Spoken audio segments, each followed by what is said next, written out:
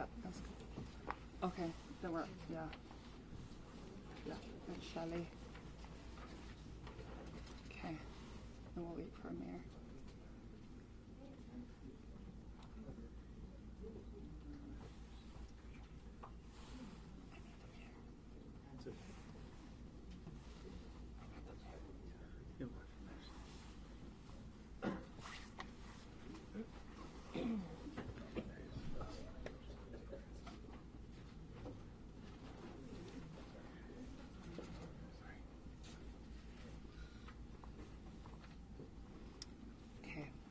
Ano ai ke aloha ya kākou. Thank you for joining us today during this most difficult time, especially for the people of Maui. We are here to provide you with the latest information and updates from the county and the state relating to wildfires throughout Maui. I would like to remind everyone once again that we are the state of aloha. So we ask kindly that you please operate under the value of aloha, which is extending respect and kindness to each other. Questions and answers will follow promptly after the speakers conclude their remarks. Without further ado, I would like to invite Governor Josh Green to address you all today. Aloha. Lots to update you on. Lots of experts here today to also unpack some of the things I'm just going to give you the top lines on. The recovery from this tragedy is proceeding, and it's proceeding extremely vigorously. As you know, the tragedy occurred on the 8th, late. Immediately, we asked for support, and the world has stepped up. Our communities have stepped up, and before I go too far, I want to say how much we appreciate those who supplemented the things that we were unable to do in the early days. There are extraordinary stories all across Maui and our state of people sheltering dozens of individuals in their home, taking multiple families in, as some of these other services got online. So I'm going to break some of that down. I also want to talk about housing at great length in a moment. So as far as the disaster, there are 99 fatalities that are confirmed. Chief of Police will get into some of these details. In addition to that, the search goes on, and he will describe the amount of the territory that's been covered. It's more substantial than you were aware of yesterday. We've had leaders all across the board helping our people. First and foremost, food and water. Over 1 million pounds of food has been delivered, and services such as, and supplies such as food, water, diapers, baby formula are going out. Chad Buck's been one of our heroes doing this. Also, a coordinated donation center has gone into place courtesy of Lieutenant Governor. We're so appreciative of her extraordinary work with Chad and with all of our state officials. We'd like to tell people if they would like to continue to support. Of course, we appreciate any generosities. Most important right now are resources, financial resources, through Hawaii Community Foundation, Red Cross, and so on. You've heard many times how important that's going to be for our surviving families. So in addition to that food and tens of thousands of pounds of ice, for example, 57,000 pounds of ice that was delivered, we've begun much of the recovery for people in their daily lives. The things that you need to do now. If you are displaced from your job, you need to talk to the Department of Labor and Industrial Relations. We have a UI, that's Unemployment Insurance Call Center. It's open 7 a.m. to 6 p.m. Please do that so you can get benefits to hopefully get yourself some resources right away. I talked about the donations, but we have multiple ways to get people into housing now. In just the last 2 days, we've secured the following: 402 hotel rooms now available to immediately put people who have been displaced into a hotel room for their family. Starting tomorrow, 1,400 units from Airbnb will be available.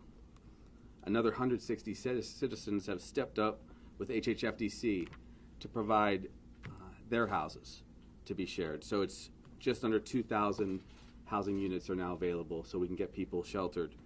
We signed a contract today with the Red Cross. We're grateful to them for their expertise. They'll be in partnership with us, FEMA, and the county to make sure everyone gets housed. If you have not been at one of the shelters, you'll go to Red Cross and you'll sign up there. These services, this shelter, these rooms will be free to people, and the resources will be covered through our disaster relief, through FEMA, through the state, through grants, Hawaii Community Foundation grants included. All of that's critically important. We've already placed 220 families into housing. And so you can see that the shelters are starting to empty out. We're trying to be careful because there's a lot of needs that are also being met at those shelters, mental health care needs. People are getting wounds taken care of. But at all of these houses and apartments, hotel rooms, we'll be providing wraparound services. So that we want people to know about. We already anticipate at least 36 weeks of direct housing for individuals. It will probably go on much longer than that, just so people know. But we don't want people to think that they're going to get housed and suddenly be asked to leave. It'll be in 30-day increments, which will be constantly re-upped, so people will get housed. As I shared earlier, the scale of destruction is incredible, so our hearts are broken even a little bit more than when we were together 48 hours ago with the extra fatalities. Also, you know that we're well over 2,200 structures that have been destroyed. 86% of them are residential. The disaster relief is here. You saw FEMA, you saw the Small Business Association, you've seen the outpouring of support. What I can tell you is this: it's going to take time. It's going to take a lot of time. As they go through all of the territories in Lahaina, they have to be very careful not to disrupt any of the homes there. So for those people who have walked into Lahaina because they really wanted to see, know that they are very likely walking on Evie, as the chief of police said the other day. That's why we're being so careful. We'll address other questions about how to drive in, how to get through. We know that it's frustrating, but at this pace, we'll accelerate. We'll go from stage 0, as the mayor and I discussed right before we came in here. Stage 0 is getting through all of the properties where those who have passed are. When we get out of that, we'll be able to open the road completely. We'll be able to make everything a lot easier. So in the coming days, we'll continue to give you these comprehensive updates. I want you to know we've also signed some additional emergency proclamations so that we can get other services to people, the most recent of which is to get health care for individuals. So a proclamation has been signed now by me so that people can get longer periods of their medications if they need them. We've also allowed outside providers, physicians and nurses from outside the state, to have licenses here in Hawaii and to practice. We'll be bringing hundreds and hundreds of mental health care workers into the state in partnership, not just with Red Cross, but all of our services at the state and county, because that's where a lot of the suffering is going to be. It's going to be mental health care needs that we need most. What I think I'll do is I'll basically pause there. I know you have a lot of questions about things like sirens and the response. We'll have a lot of time for that today. But thank you so much for your patience, and as promised, we're here to continuously give you updates.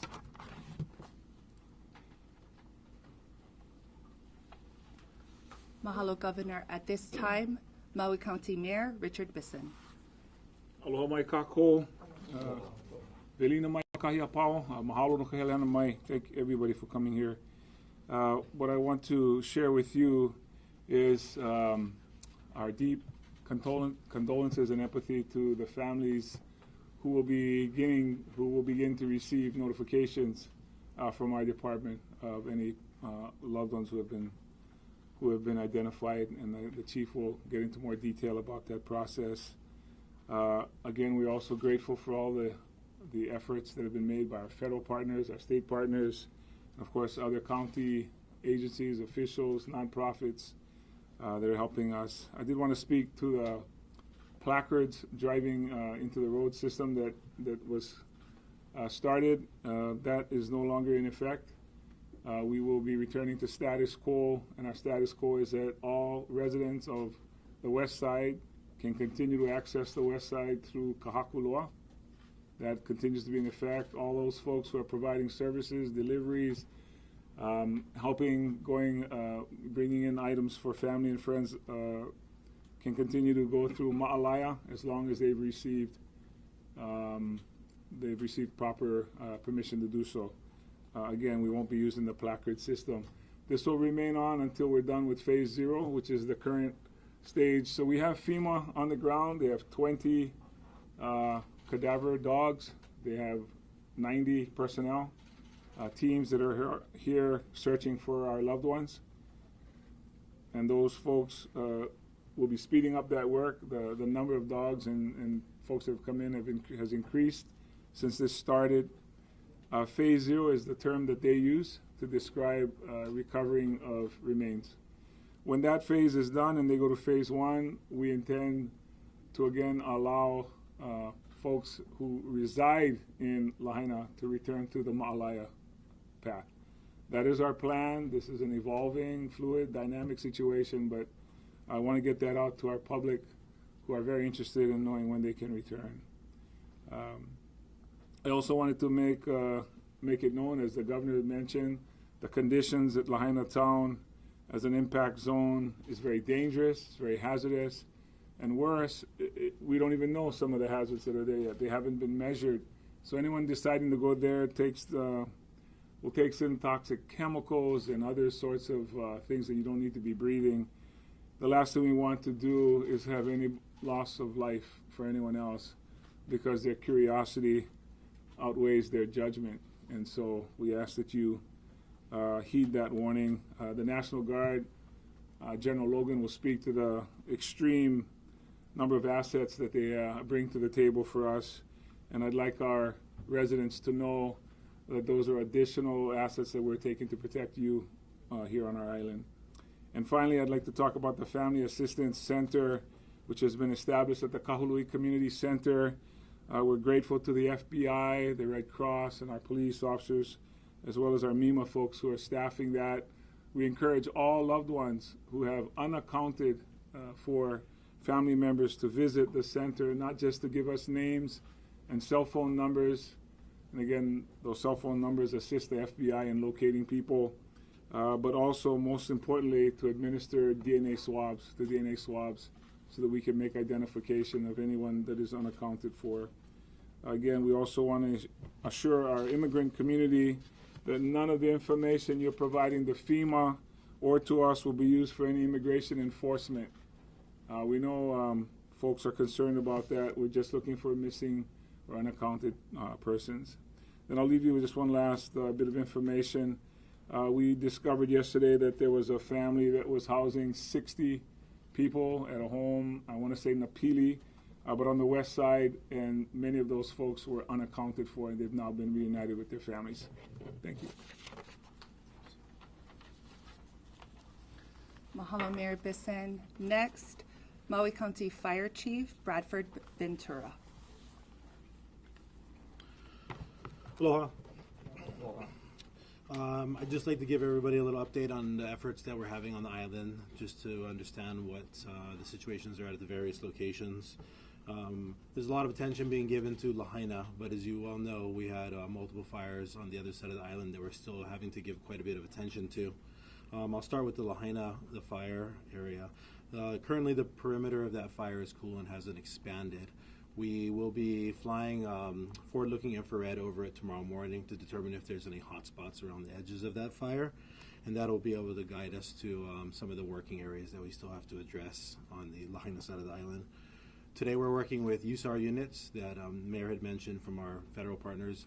We have 6 of our fire units embedded with them to do their searches in case there's any type of fire suppression needs in any of the buildings that they're entering.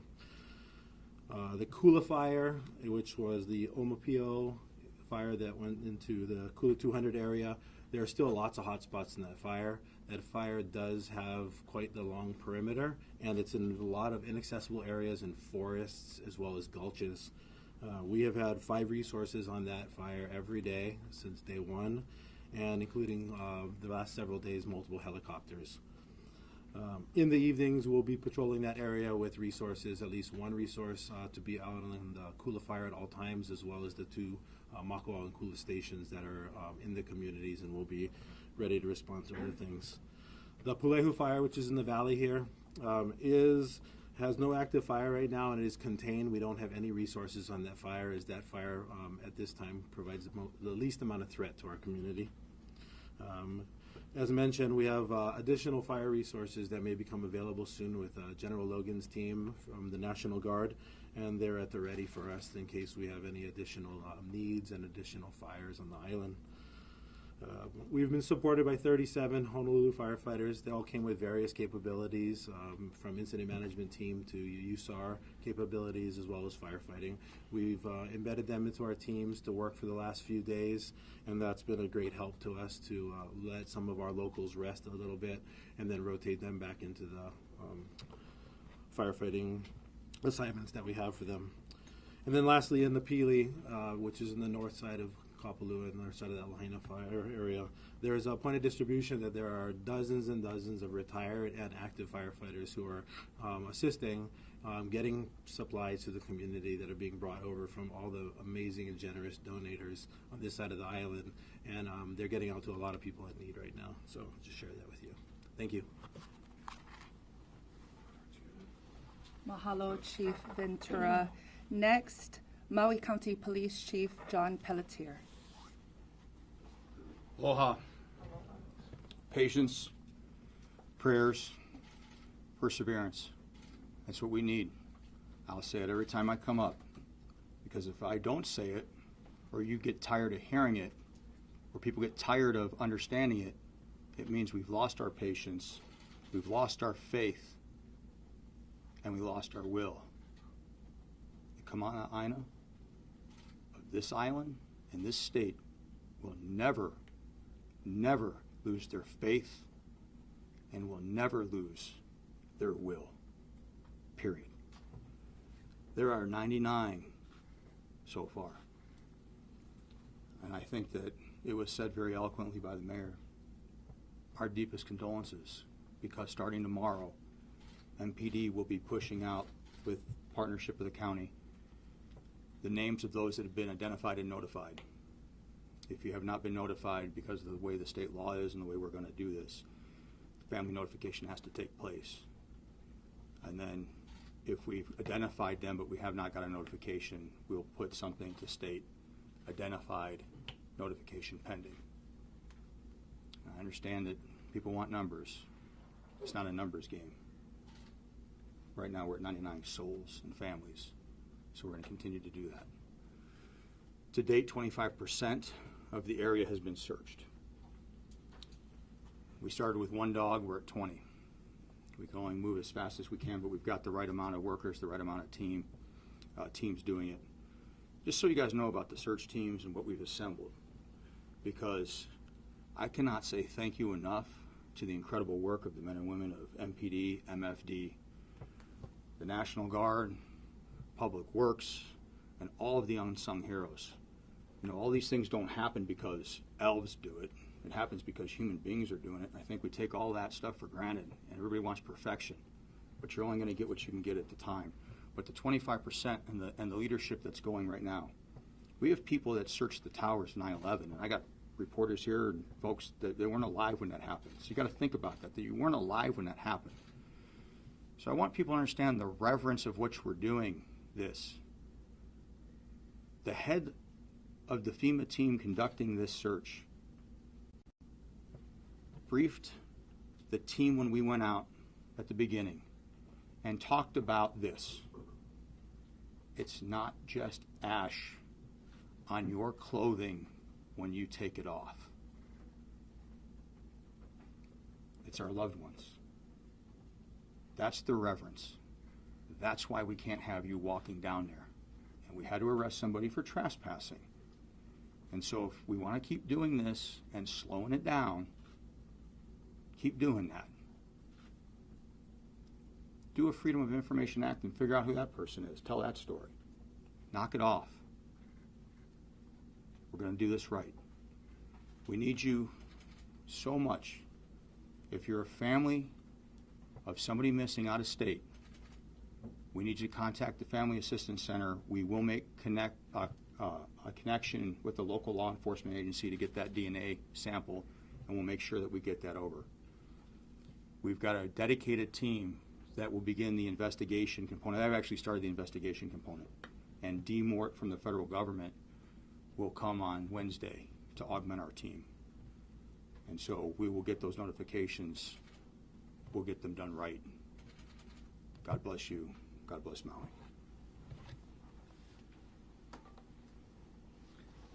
Mahalo, Chief Pelletier.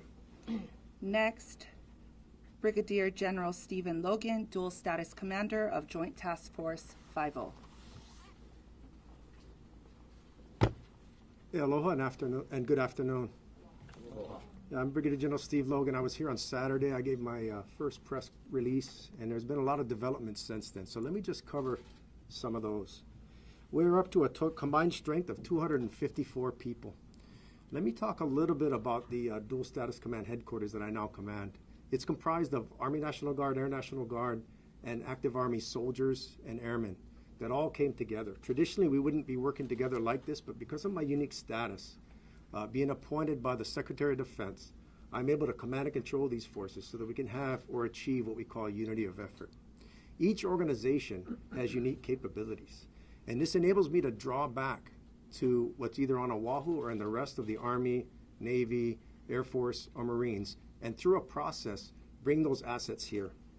So of the 254 soldiers, airmen that we have here, many of them are involved in the security operations in support of the Chief of Police. Most of that is either at a shelter center or at the impact zone of Lahaina to help facilitate the recovery through this phase. Another bunch of those folks, about 47 of them, are specially trained in that fatality search and recovery effort. So they're intertwined with the FEMA folks, with all the folks that are doing that, and they're participating in that hard emotional type work. So that's what we've done in the last 24 hours. In the next 24 hours, we're going to bring forth another security team that's going to fly in tomorrow, and we have plans to bring another one in on top of that. And this is to further enforce the entry into the impact zone so that work can go unheeded and unimpeded. Tomorrow we're going to get a visit by the commander of the United States Army Pacific, General Charles Flynn, the Adjutant General of the state of Hawaii, who you normally see at this podium, Major General Ken Har, who's also been designated by the Governor Green, as the incident commander, and a lot of his staff. And the effort is going to be to come meet with Mayor Bisson, get his eyes on, and basically show that he's all behind this effort. Him and his team are constantly trying to look for ways to put more assets and capabilities into the county of Maui, and we welcome him tomorrow. That's all I have for now, and I thank everybody for your time.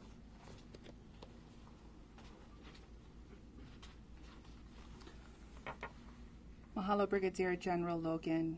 Next, HECO CEO Shelley Kimura. Aloha.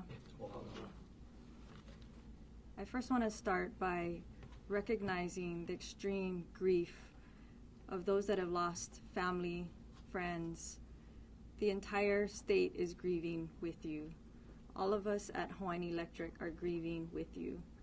We have employees on Maui that have also been impacted.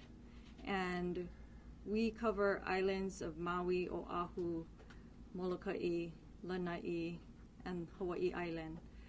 And our entire company across all our islands are in support of Maui right now. I want to open by saying that our employees will be there today and for however long it takes to help Maui recover. This is our home and our ohana, and we're not going to go anywhere. In the aftermath of the windstorms and fires, we immediately began to work with state and county agencies to assist with the clearing of debris and ensuring the safety of first responders. When weather and fire conditions made it safe to proceed on Thursday, we began our damage assessment, which included using helicopters and teams on the ground, in vehicles, and on foot on challenging terrain to determine the scope of the damage to our system.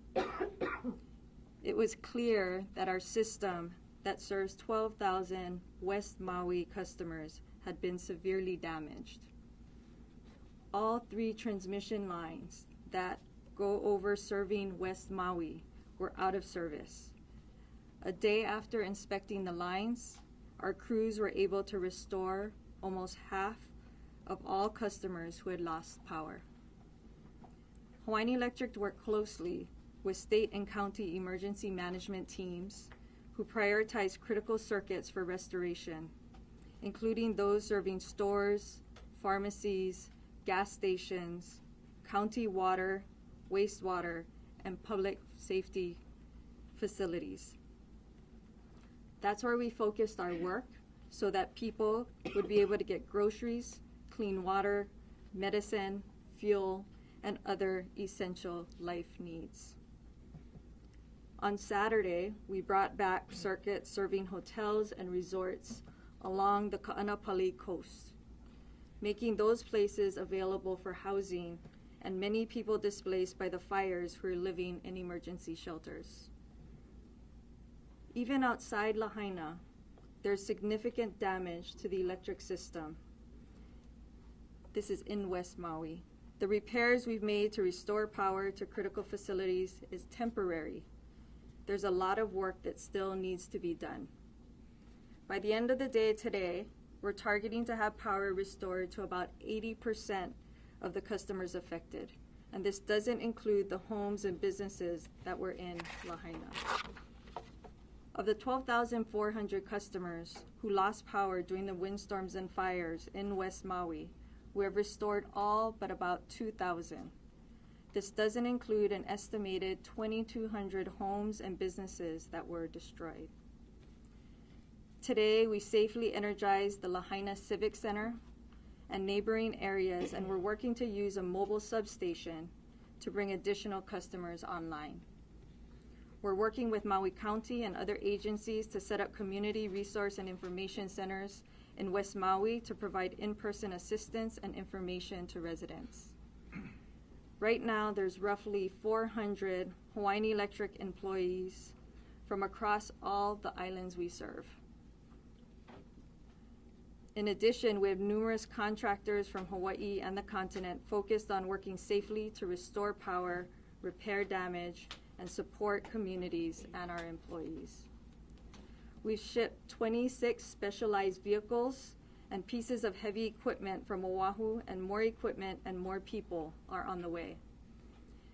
This progress is due to the unwavering commitment by our employees, first responders, and many others on Maui, working under almost unimaginable conditions, and many of them suffering personal loss themselves, but are still on the job, working to rebuild and support Maui and their friends and families in the community.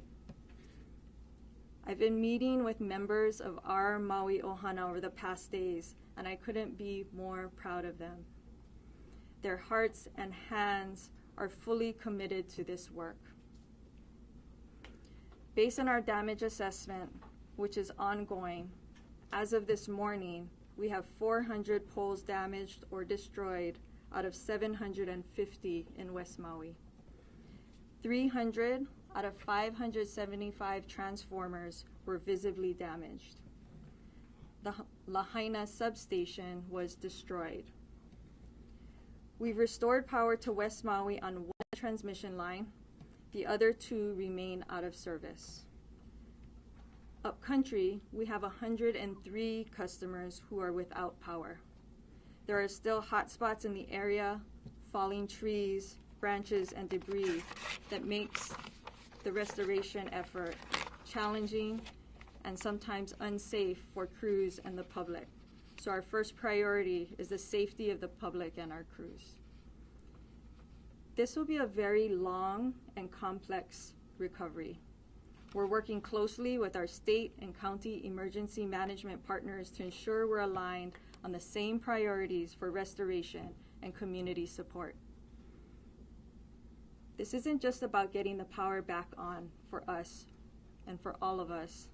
It's about providing support and, most important, hope to those who have lost family and friends, who have been left without homes, and who are experiencing almost inconceivable grief.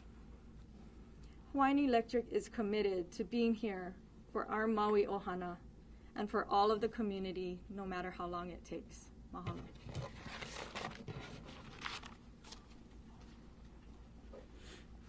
Just a quick pause. Mahalo, Shelley. Next, American Red Cross and its Western LA Executive Director, Sean Inoue. Good afternoon, everybody. I think I want to echo first and foremost the condolences and sympathies for the Maui community, for Hawaii, for the family, the friends, the community, the history that's been lost in these wildfires. Many of you lost homes. Many of you lost your businesses. We want to make sure that you feel that sympathy from us. I had the chance to visit to understand the scope of the damage and the work that was ahead of us. And I don't really think I have the words to appropriately describe the scene there. I knew this community is strong. I've visited, I've had the pleasure of being a part of this community in the past. It has been inspiring to see everybody pull together to make sure folks have what they need. And it started right here, right? Neighbors helping neighbors, rolling up their sleeves, pulling people into their cars, making sure they had a place to stay. The American Red Cross volunteers and staff have been on the ground working around the clock to make sure folks have their immediate needs met. And those are the priorities we're focusing on. Things like food, water, shelter. We're connecting with medical services, making sure they have disaster mental health care, and we want to continue to focus on those things. We want to also make sure that everybody knows that they are welcome at our shelters. Even if they're not staying there, they're welcome to come and get food, services, and make sure they're connecting with our partnering agencies to get really what they need on their road to recovery. Everyone has unique needs here. Every disaster is different, and we want to make sure we're listening to the nuanced needs that people have on their road to recovery. And that road to recovery, as all of you know and have heard, is going to be long and it's going to be challenging. The Red Cross is going to be here for as long as it takes to make sure folks are doing well on that road. So, thank you.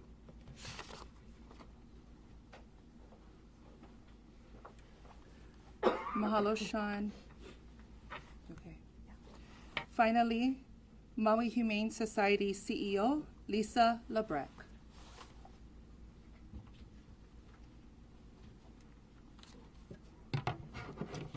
Aloha. I'm here to provide an overview of what Maui Humane has been doing to rescue, reunite, and treat animals who were lost or injured in the fires. We've deployed field services and veterinary teams each day for the past week in response to the fires across our island. We are also supplying pet food and supplies to the evacuation centers and other areas identified that are in need of supplies and veterinary care. We're working closely with the Maui Police Department to ensure that our teams are only working in areas that are cleared and appropriate for us to be in. And as those areas continue to widen, we will be able to expand our scope of services. Our animal disaster response teams are methodically going through these areas, collecting stray animals as well as deceased animals. The location of each animal found is pinned to a specific location. They are checked for identification and scanned for a microchip so that owners may be contacted. We ask respectfully that deceased animals not be moved or destroyed so that we have a chance to catalog and check them for identification. People are desperately searching for their pets, and they have been incredibly grateful to our team for any closure that we're able to give them. We have received numerous reports of live animals in various locations around the perimeter of the burn area in West Maui, so we've set up dozens of feeding stations with food and water to draw the animals out that may be scared and in hiding so that they can be trapped efficiently and brought back to the shelter. We are asking the public to contact our humane enforcement team with the locations of any sightings of live or injured animals. Now for some numbers. Right now we're estimating approximately 3,000 lost animals related to the recent fires. We have received 367 lost reports as of this morning, and this number rises daily. We are asking the public to please continue to submit lost reports so that we can reunite as many animals as possible. We're also asking anyone who has found animals to file found reports with the Humane Society and submit a photo of the animal in their care. Our teams in the field are bringing back injured and displaced animals each day, and our veterinary staff on site are treating both burn injuries and smoke inhalation cases. We have cleared our shelter of all animals we had housed from before the fires to make room for the animals impacted by the fires. Approximately 150 cats and kittens who were in our care prior to the fires are being transferred to rescue partners on the mainland with the support of Greater Good Charities who arrived on island this morning. And we're working with other partners for rescue options for the 115 dogs that were in our care prior to the fires, who are all housed in foster homes at this time. Horses and livestock from Kula and surrounding fire areas have been relocated, and we have a dedicated team available for any animal needs upcountry. We've received a total of 52 live animals from the Lahaina area so far, including 12 of whom are currently hospitalized in our clinic with injuries. To date, we have been able to reunite 8 animals with their owners. Our field services teams have been providing food and water to horses, pigs, sheep, and goats, both on the west side and upcountry. Today, they brought a 500-gallon water trailer and 3 trailers of large animal feed over to the west side. We have 2 veterinary triage teams set up, one at Napili Plaza and the other at Lahaina Civic Center, providing medical care to animals daily. Those teams will be on site every day for the near future. We are also booking appointments at the shelter to help displaced families obtain health certificates for travel should they need to leave the island with their animals. Our services will expand over the coming days, so please monitor our website, mauihumanesociety.org. We are currently open 7 days a week, and we are on call 24 hours. Lastly, I really want to thank our staff who have been nothing short of heroes this past week, working around the clock, the Maui community for the outpouring of support, and the multitude of volunteers who have been showing up at the shelter daily to help us bag and distribute pet food and supplies, as well as all the other organizations from the Hawaiian Islands and throughout the country offering support and supplies. Those of us at the Maui Humane Society will be here for our community and the animals they love for as long as it takes. Mahalo.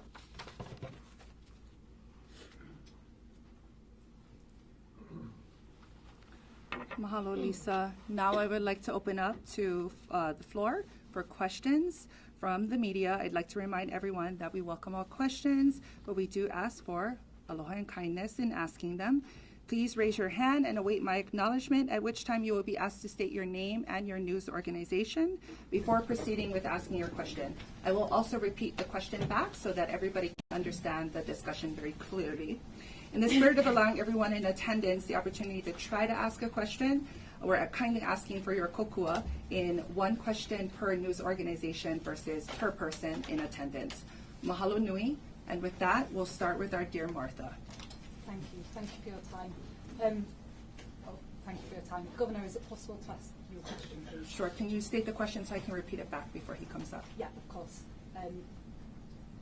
Governor, I've spoken to firefighters who say they didn't have enough water to tackle these blazes on Tuesday. I've also spoken to people all week who say they didn't have sufficient warning to evacuate. We know that Western Maui is designated as a high-risk area for wildfires. Were you unprepared? So the question is around water and the Western Maui area and whether or not there was enough water. Thank you for the question. I'll first start by saying again, and I appreciate it, that we're in the process of a comprehensive review that I've asked our Attorney General to do, and there'll be multiple reviews at every level to find out what the level of preparedness was, both before and then now. One thing that people need to understand, especially from far away, is there has been a great deal of water conflict on Maui for many years. It's important that we're honest about this. People have been fighting against the release of water to fight fires. I'll leave that to you to explore. We have a difficult time on Maui and other rural areas getting enough water for houses, for our people, for any response. But it's important we start being honest. There are currently people still fighting in our state, giving us water access to fight and prepare for fires, even as more storms arise. So when we talk about preparedness, we did look at many of our reports, and I am personally doing some of this review right now. We've designated some of these risks as low. Now globally, we're all facing higher risks with stronger storms, with global warming. I know some people don't like to discuss the science. It's there. Could we be more prepared? We will always try to be more prepared. Relating to sirens, people continue to be concerned. Nothing would make us, I'm not sure there's an adjective, nothing would make us more pleased if we couldn't go back in time and have a lot more protection from sirens. I lived on the shoreline for many years. In Kona, in Ka'u, traveled the state. Typically when sirens go off, they are for tsunami warnings. Typically when sirens go off, they are because we're worried a large storm is going to come, and people historically would immediately go upcountry, if they heard a siren. Now, I'm not saying we shouldn't have warning signs. Of course we should. Of course we should. But it's a lot more complicated than that. And typically the communication is by cell phone, on television. All of these modalities were destroyed with a rapid fire that was moving about 60 to 80 miles per hour at 1,000 degrees, melting fire trucks along the way. So it is a very complicated question. We will do all we can to get more water. We will do all that we can to get more warnings for people.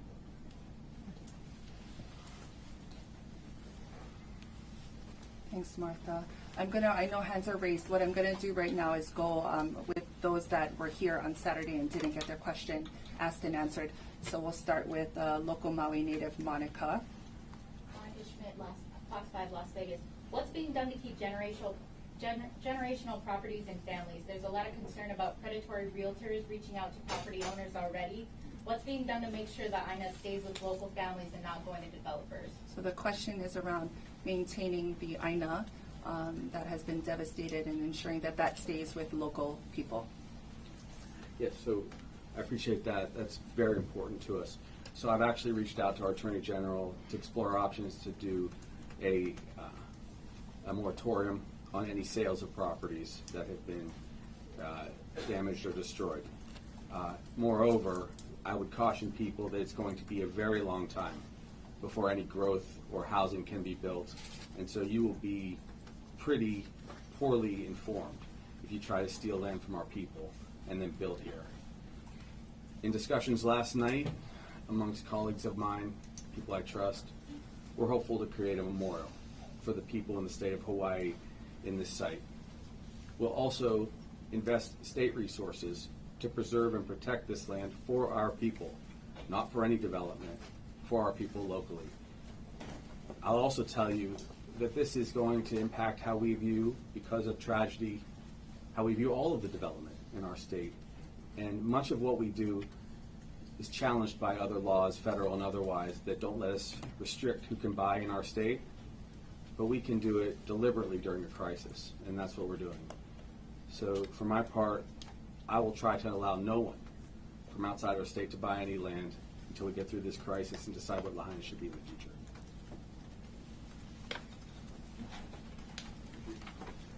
I'm going to continue with those who weren't with us. Kalamai, who did not get their question asked and answered on Saturday. Up next, Paul. Thank you. Paul Laker, Maui Alert. Two-part question for the governor and / mayor. Sort of getting a mixed message about the state of affairs on Maui for visitors. We're telling them not to come, but we're also telling them we need your money because the rest of the island has to survive. So can we get clarity on what the message is? The second part is, and it dovetails perfectly with the question, what are we going to do for the rest of the economy that's disaffected by this disaster? So the question is around tourism in the industry here, and what is closed versus what is open, and tourism as an economic driver in Maui, let alone Hawaii, and then there's a large question around the economy. I guess I'll start. I'm not exactly sure what anyone else has been saying, but what we've said is, please don't go to west side of Maui. Don't go to West Maui. Obviously, there's so much going on with trying to rebuild it, but the rest of Maui is still open, such as South Maui, Wailea, Makena, Kihei. We've not shut down. We've not shipped anyone out. We've not asked anyone to leave. As far as tourism is concerned, I think obviously that's a major driver of our economy here. We'll have to see how many of our residents were impacted by the closure of some of the hotels, or at least slowing their business, especially if those hotels are offering to house our residents during this time. So I think anyone can understand these are things beyond our control, but we'll try to do as much as we can for the things that we can control. But please go. I think it's a pretty sophisticated question. So during COVID, when we closed travel into the islands or into specific counties, I was able to navigate that process and seek relief for everyone in a region. During this crisis, this catastrophe, I will only likely be able to seek very significant finances and financial support for those who were affected. And that means people that were affected either through loss of jobs in Lahaina, or of course loss of property or loss of life. So it's a much smaller swath. So for that reason, we want to protect all people in Maui, and it would be potentially catastrophic if no one traveled to the island. We probably would see a mass exodus from Maui, but we will be compassionate. Now, I can tell you how we're going to support the economy of Maui. First and foremost, there will be emergency appropriations as necessary. Second, we intend to house our individuals who are going to be rebuilding Lahaina, who are going to be doing the cleaning and the environmental protection piece of Lahaina and West Maui.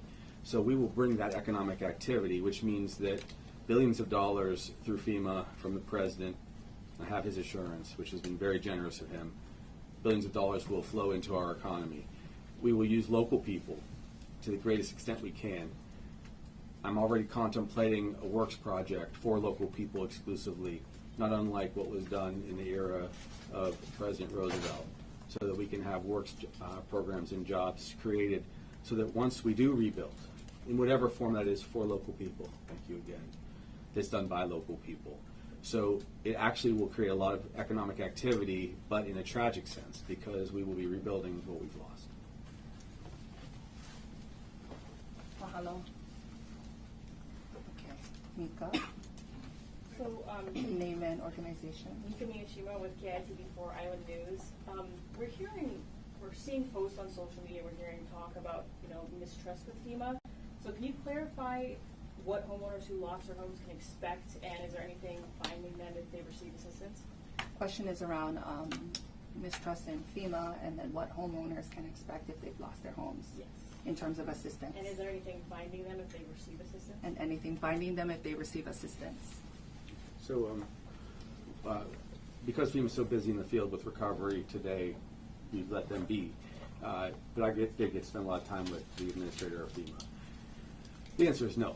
Nothing will bind people or preclude them from other benefits. In fact, they'd like people to exercise a very liberal attitude towards asking for benefits right now. You do need to file your insurance claims in order to also get maximum benefits, but people should sign up for FEMA right now. There's a lot of things FEMA can offer, and though I'm not a FEMA official, I have learned quite a lot about what that is.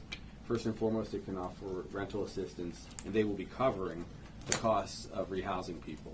So that's certainly not going to detract from anything a local person who's lost it all can get. Also, there are cash grants that go straight from FEMA to individuals that will in many cases, hold them over for many months. I believe that the amount of money is up to $41,000 that an individual can get if they've had significant losses. There are several different programs that they have, all of which are meant to be generous and upfront to support them. In addition to that, those who may not qualify for FEMA benefits because they've been residents and family members amongst us, but have not been, for example, perhaps citizens, or they've been COFA residents, when I say that, we're going to make sure that they get benefits also from the state. So I don't want anyone to think that they're going to get benefits and the state isn't going to protect them. Also, when someone does make their claim for insurance, it doesn't bind them in any way except that they have to, of course, just be straightforward that they were the owners of that property. So those are the things. Let me say this. There is always a lot of distrust in government because some of government is crass and crude and not responsive. But that's not Hawaii. That's not Hawaii government. And I appreciate the fact that they're here doing some pretty difficult work. I also know that people are feeling hopeless because it's so difficult. But a lot of the decisions that get made behind the scenes are just based on safety. And so I, again, appreciate everything that everyone's done when government couldn't get to them. But there's a whole heck of a lot of government around right now to try to make sure that people are whole, whether it's me personally or the mayor or the hundreds of individuals from the military, the hundreds of individuals from FEMA. It's just quite extraordinary right now. I'm going to go here to Dash. I'm Maka'ala. I see everyone. I'm going to go here to Dash, name and news organization, please. Yeah, Keichua in Honolulu. Just want to talk probably for the police chief. We still continue, and I know you were asked and answered this days ago, but stories of looting, stories of people going in, and any of it been confirmed? And you mentioned the National Guard influx. Could that be a source of kind of pushing this back or keeping the security around some of these areas that are very prone to looters? Okay, the question is around looting, and I'll just leave it there. Is that fair? Thank you, Dash. Thank you. So, well, I appreciate the question. It's not going away, and it's kind of, I'm going to actually piggyback on this. Last question on FEMA. We got a fake email that came in trying to cause people panic about FEMA coming in and undermine the credibility of the organization. We've seen fake anonymous letters and emails for a few years, and some of them are extortion and just all-out lies trying to undermine public officials. Looting. We got a huge scene. I talked about what's in that scene.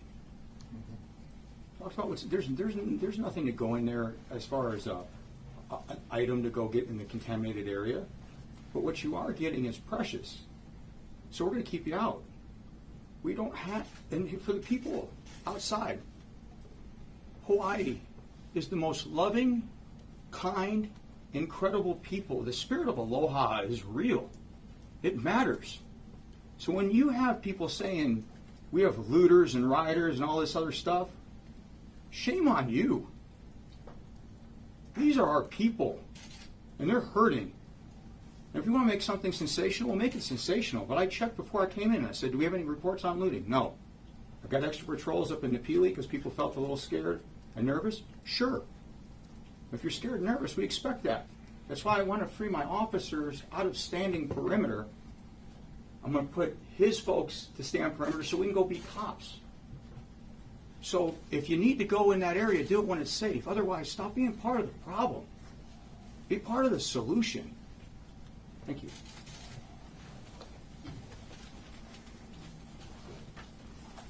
Steve, name and organization, please. Steve Uehara, Hawaii News Now. Again, this is for Chief Pelletier.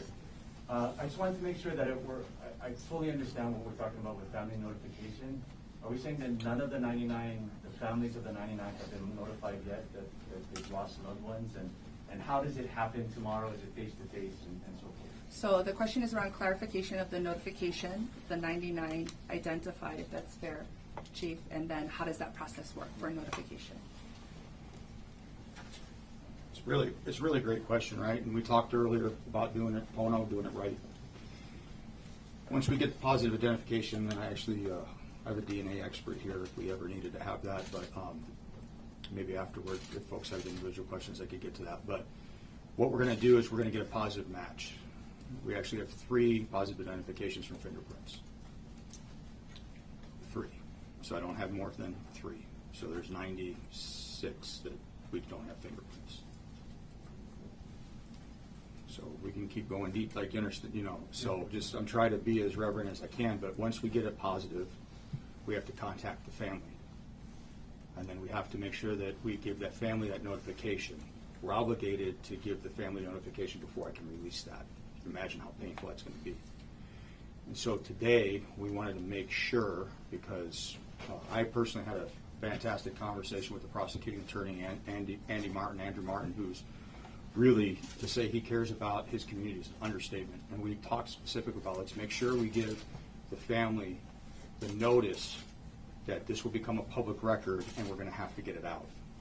And so we want to give them that little bit of time, but what we will do is daily, and I'll figure this out, we'll push it forward tomorrow, because we'll make the notifications tomorrow. We'll push it once a day with if there's an update. So please, I get reporters asking about traffic, texting me and calling me directly. I got too much things to do than me personally talk about traffic. So don't call about, do you have an update on the number? We'll get it to you. I promise you we will. We're going to do it right the first time. So we'll publish it, and let's just say we'll have the names, and then we'll have how many are identified pending family notification, so you'll know that. And then obviously the rest of that number, whatever's left, we're still diligently working, trying to make sure that we can identify. And that's why that DNA is so important, because we got fingerprints from the 3.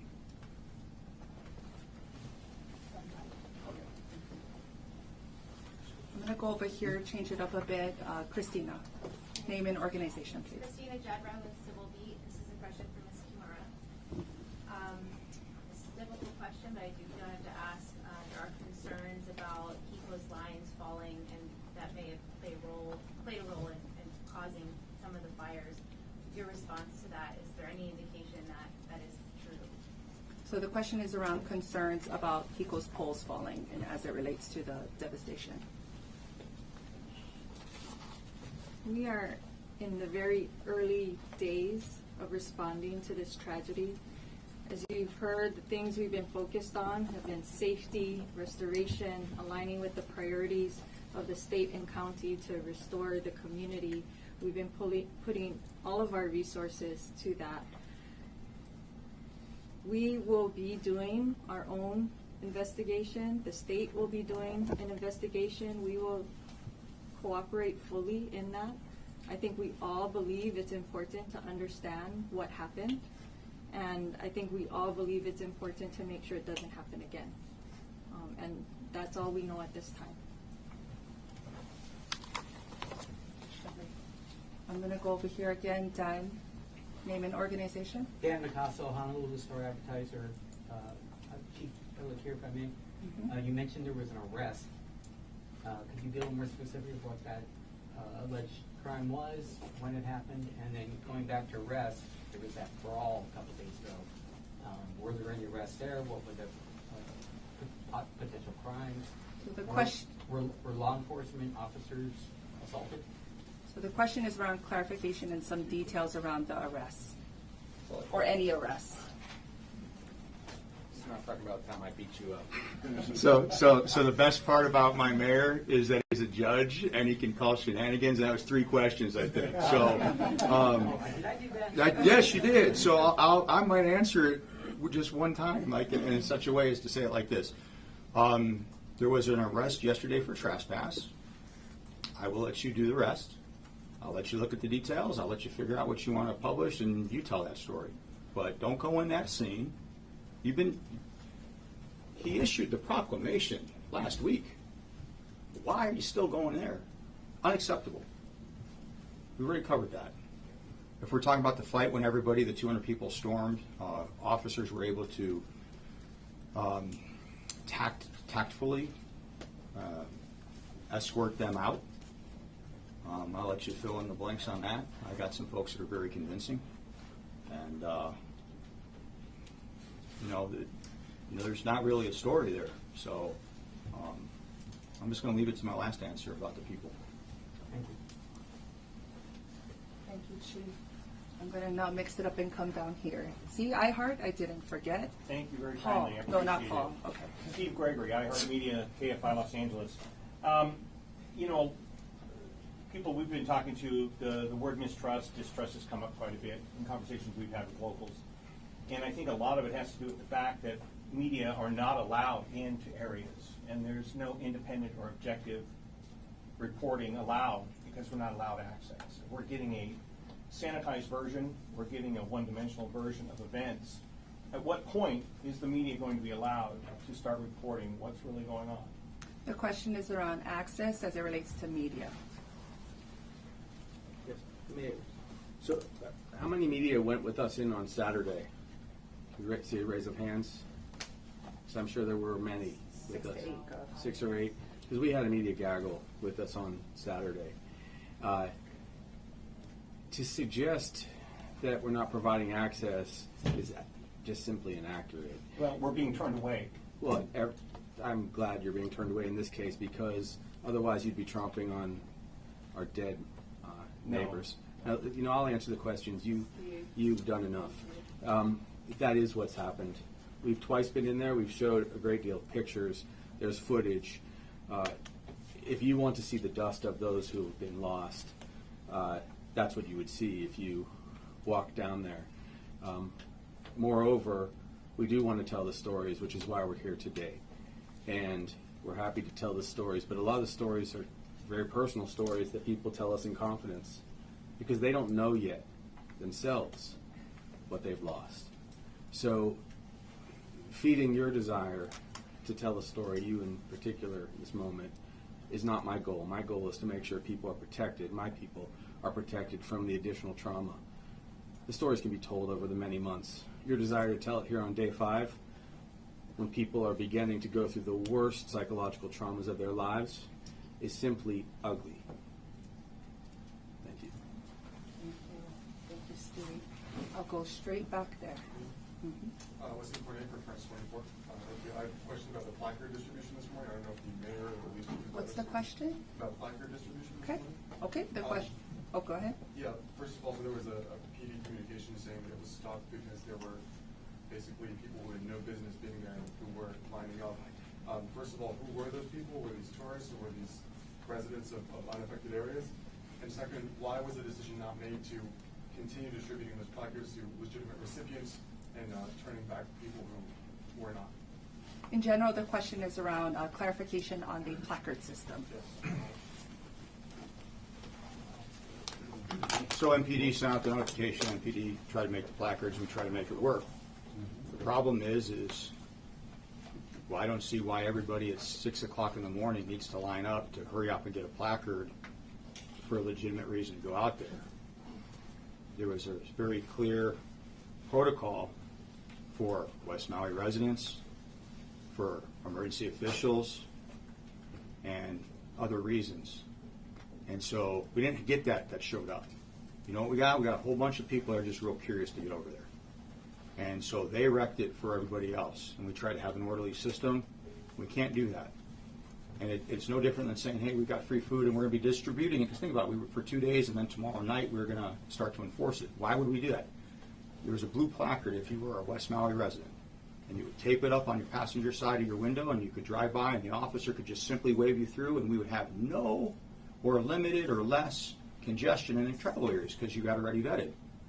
And so we thought if we put the distribution in non-essential areas, because that park right now is not essential, we could have the ability to stop clogging the ingress-egress for the ways in. But some folks wrecked it, and they wrecked it so bad that the best thing to do was just to make a pivot and to institute the program that we had yesterday, and that's what we're going to move forward while we're in 0, and we'll get it as we can.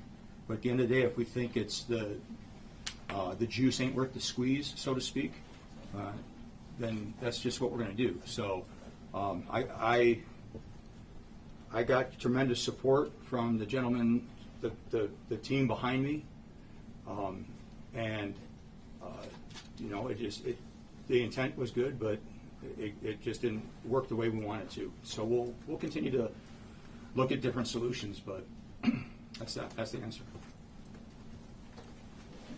Are you folks together or separate? I'm going to go ahead here. Wendy Osher, Pacific Media Group in Maui now. My question is for Chief Pelletier.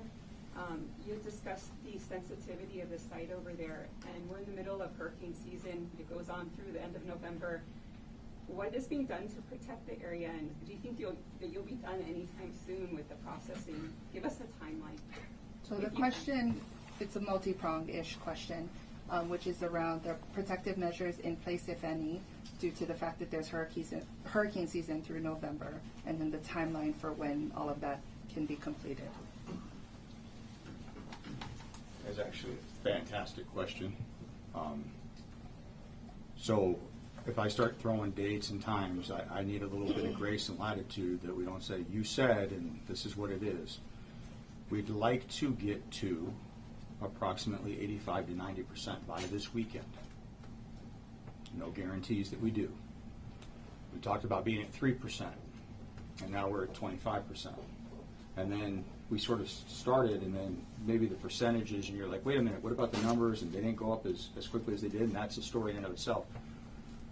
We had, on the initial few days, done some recoveries, and we ran the dogs, even though the area was marked, the dogs, because of their ability, found more. And so we went and back and retraced everywhere we had gone, because we don't want to miss anything. So I'd like to get us 85 to 90% by this weekend, and then we've got some decisions with some of the high structures. So if they're 3 or 4 stories, we've got to figure out how to get the equipment in to move some of that so that we can go in. And we just want to move to where we can make the recovery. But that does take some time, and then you're looking at several days to do that. I'd say no less than 4 or 5, but again, don't hold me to that. And then we can start moving out of phase 0. And we recognize that we'll consider that done, but it's always possible that we may find someone later. That does happen, but at least we will be very confident that the search was as good as we could have done.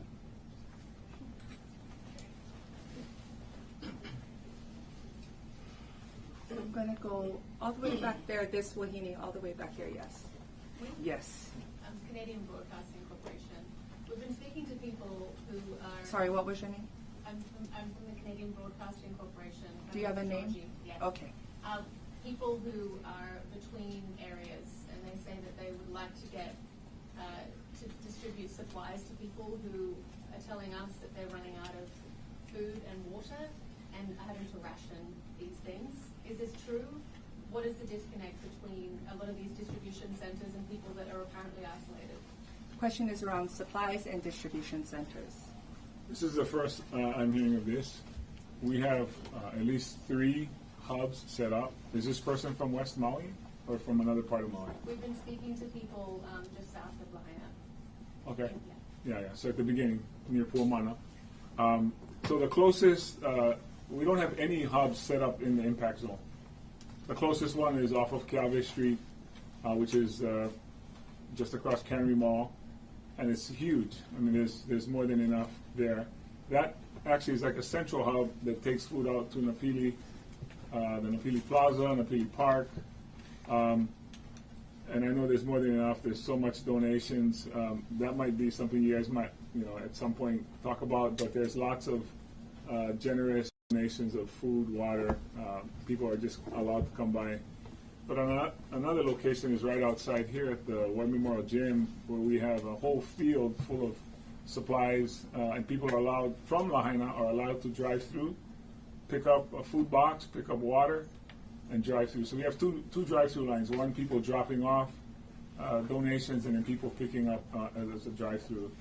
So I can't imagine anybody not having enough supplies that we provided. And there's even more being brought in by military, our friends and family from all over the island. So that's my best answer I can give you. Down here, Eager Beaver. Tom Yamas, NBC News. Questions for Hawaiian Electric, please. My question is, why didn't you shut off the power when the wind started to pick up? So the question is, why didn't you shut off the power when the winds picked up? So as I said earlier, it's still in the early days. We're still looking at all the information, and we haven't actually had a chance to do all of that at this time. With all due respect, it's been 6 days, though, so almost 6 days. And we've been putting everything we've got to helping our communities right now and our employees who are going through a lot and supporting them so that they can support the communities. You may be talking about what happens in California in the shut-off program. And so we, like most utilities, don't have that program. And it's worth noting that even in places where this has been used, it is controversial and it's not universally accepted.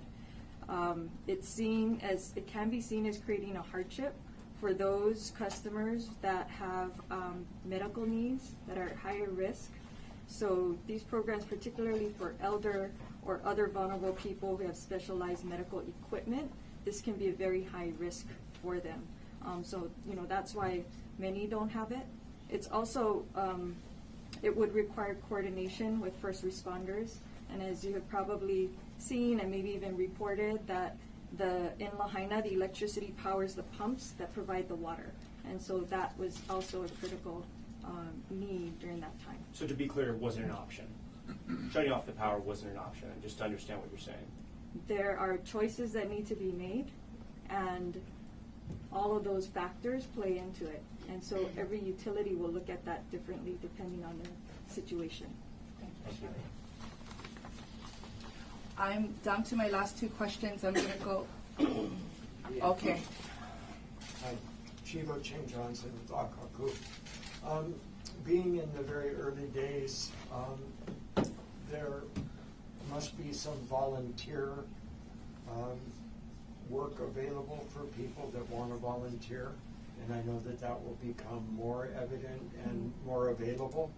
What can people do now if they want to volunteer, and what do you anticipate coming down the road? Thank you. The question is around volunteer opportunities.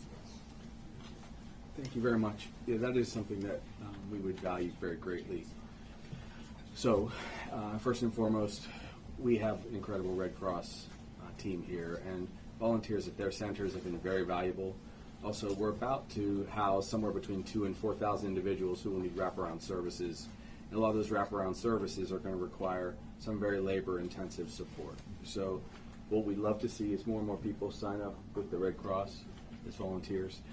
There's also, as you see some of our other leaders here in the Humane Society, volunteering there is another good thing. Just serving meals is going to be important. And remember, for volunteers, a lot of people are going to be economically devastated for some time. And so volunteering and support there is valued. As a personal request, for those healthcare providers out there, especially those who are social workers, psychologists, psychiatrists, and nurses, we're going to need extra volunteer work from there, and we'll be setting up places where people can get mental health care. So all of these things will be very valuable. Can I also enter that? We welcome all the volunteers. We just ask for calling it in to our, go to mauicounty.gov to find out how you can help, because we want to coordinate this. We don't want everybody to come at once. So we've had staggered times at our facilities, at our evacuation shelters. We've had people who have gone out for deliveries on a bus that we take out, and as many as 30 or 40. But again, spread out over time, so people kind of sign up for a day that they're available. We ask people to donate money to the Maui Strong, which is part of Hawaii Community Foundation or the Maui United Way. So there's lots of ways people can donate, either financially, through goods, and or their time. Final question is going to come down here. Yes, Akira Sahiki from NHK News. I would like to ask, so it's day 5, and do you still stand with the number 1,000 people missing? Is it likely to increase or decrease? Is there any changes? Okay, so the question is around the number that's been floating around related to people missing, which was also a question that was texted in by the Big Island Gazette. And that question, and I respect it so much, and we are not going to be calling them missing, we're going to be calling them unaccounted for, because that's what they are, they're unaccounted for. And the story you heard about the 60 folks in one home, a lot of those folks were unaccounted for. No phones, no internet, no power.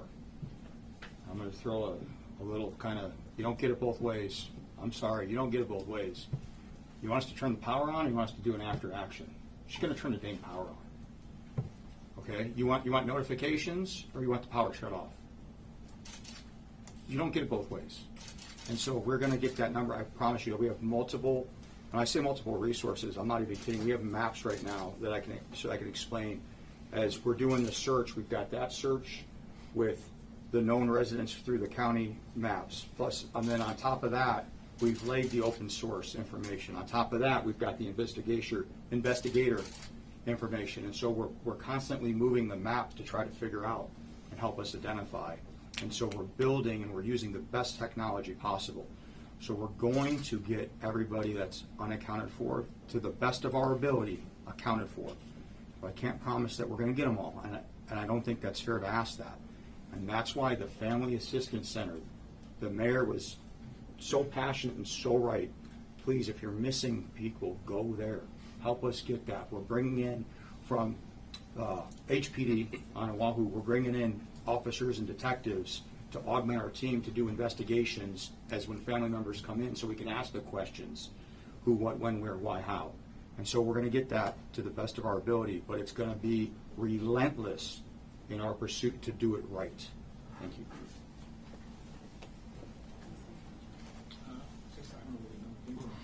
Okay. And with that, this concludes our news conference. Mahalo nui for coming. We appreciate you all, and please pray for Maui.